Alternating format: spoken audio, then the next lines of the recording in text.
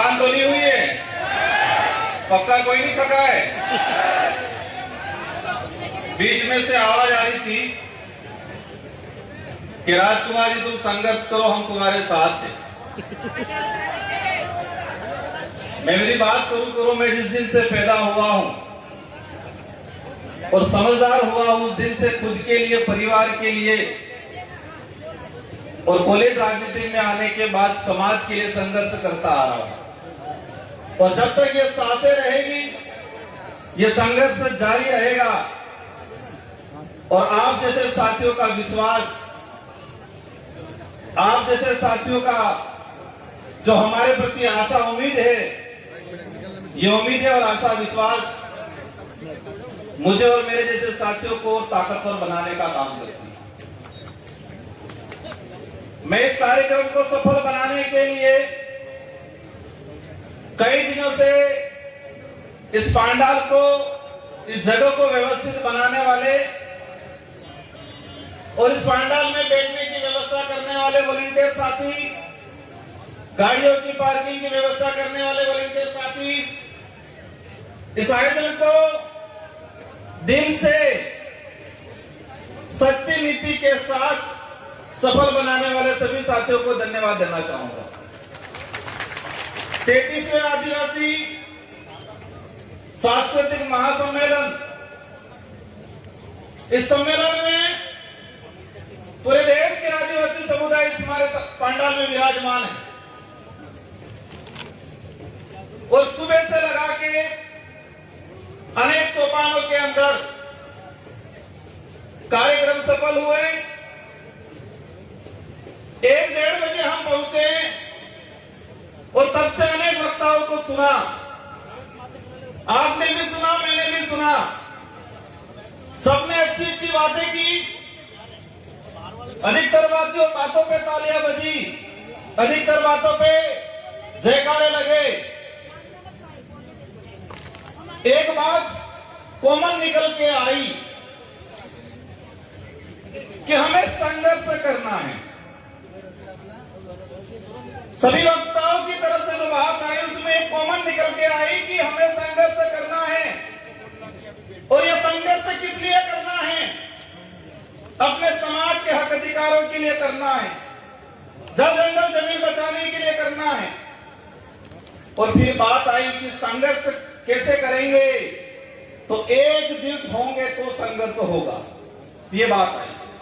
फिर नारे लगे, एक तीर एक कमान, आदिवासी एक समान। हम जिस मंच से, जिस जगह से हम बोलते हैं, हम जहां खड़े हैं, हम जहां बैठे हैं, अगर इस शब्द की यही पालना नहीं होती है तो संगठित नहीं हो सकते। और संगठित नहीं हो सकते तो हम संघर्ष नहीं कर सकते हमारे हक अधिकारों के लिए। साथियों, इस देश के अंदर 2011 की जनगणना के हिसाब से 140 करोड़ के आसपास पॉपुलेशन है। और इसमें आदिवासियों की बात आती है, 10 करोड़ 43 लाख आदिवासी समुदाय जो रिकॉर्डली है। 3 से 4 करोड़ आदिवासी अपने कागजी आदिवासी प्रमाण पत्र लेने के लिए संघर्ष कर रहा है देश में।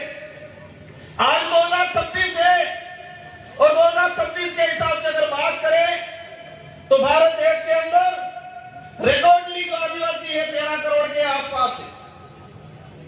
और 12 करोड़ के आसपास संघर्ष कर रहा है। नॉर्थ ईस्ट का देख लो, साउथ का देख लो, हमारे गुजरात का देख लो, महाराष्ट्र का देख लो। वो जो 13 करोड़ आदिवासी है, इनमें से अधिकतर संघर्ष कर रहे हैं। मैं राजनीतिक जीवन में मुझे 2 बार विधायक बनने का अवसर मिला मेरे विधानसभा क्षेत्र की जनता की ओर से। और आप जैसे साथियों की बदौलत मेरे संसदीय क्षेत्र बांसवाड़ा डूंगरपुर की जनता की वजह से मुझे सांसद बन के अवसर मिला। मैं बैठे विचार कर रहा था, कई साथी पूछ रहे थे, राजकुमार जी आपका नंबर कब आ रहा है? मैं मन ही मन हंस रहा था कि देश की संसद में रात की 1:30 बजे तक बैठता हूं हमारे आदिवासी भाइयों की आवाज उठाने के लिए, तो यहां पर मुझे 5 बजे तक बैठने में कोई दिक्कत नहीं है। जिस देश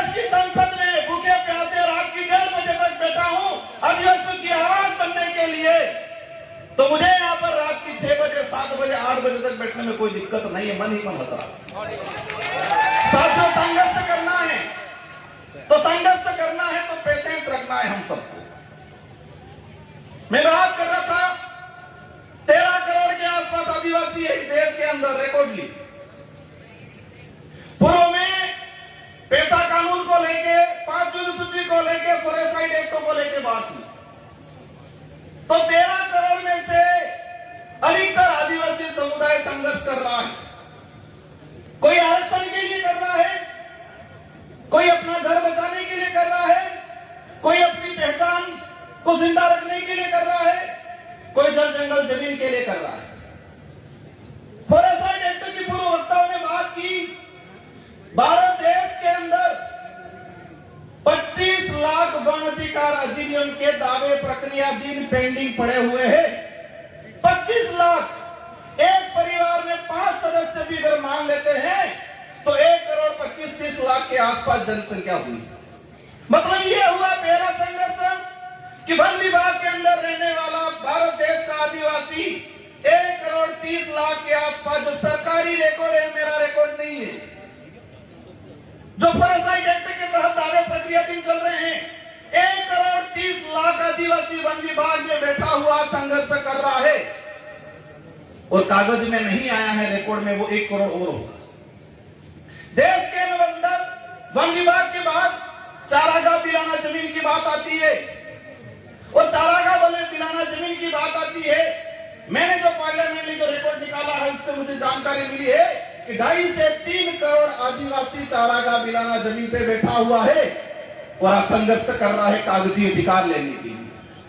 साथियों, एक बात की बात समझना पड़ेगा, हम अधिकार की बात कर रहे हैं, इस जमीन पे हमारा पुरखाई अधिकार है, हम कहते हैं देश के मूल मालिक हैं, लेकिन कागजी अधिकार के लिए संघर्ष कर रहे हैं।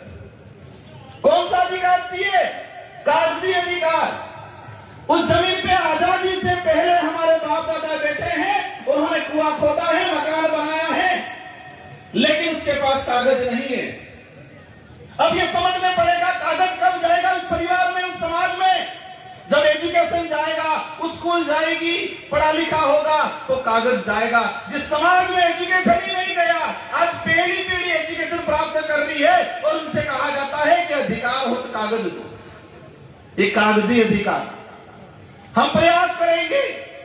देश के अंदर अनेक शोध संस्थाएं हैं, इसरो है, बड़े बड़े सैटेलाइट लगे हुए हैं, उन सैटेलाइटों से पता क्यों नहीं लग रहा है कि आदिवासी कब से बैठा हुआ है उस धरती पे, उससे कागज क्यों मांगा जा रहा है? यह आदिवासियों को गुमराह करने का तरीका है, बिजी रखने का तरीका है। सैटेलाइटों से छोटी छोटी चीजें कवर हो रही है और उस पर भी मैंने जाने का काम किया, लेकिन ये सैटेलाइट और ये सरकार, हमारे पूर्व जनजाति आयोग के अध्यक्ष जी ने कहा कि 2005 से पहला बैठा हुआ हर आदिवासी को पट्टा मिलना चाहिए, लेकिन सरकार क्या कह रही है? सैटेलाइट से देखेंगे, जिसका मकान है उसको देंगे, और हमारा मकान क्या छत वाला रहता है कि झोपड़ी वाला रहता है? ये सैटेलाइट, ये सरकार है, झोपड़ी वाला जो मकान है, हमारा केलूपोस मकान है, जो हमारा कुआं है, उसको मकान नहीं मान रही है। तो 4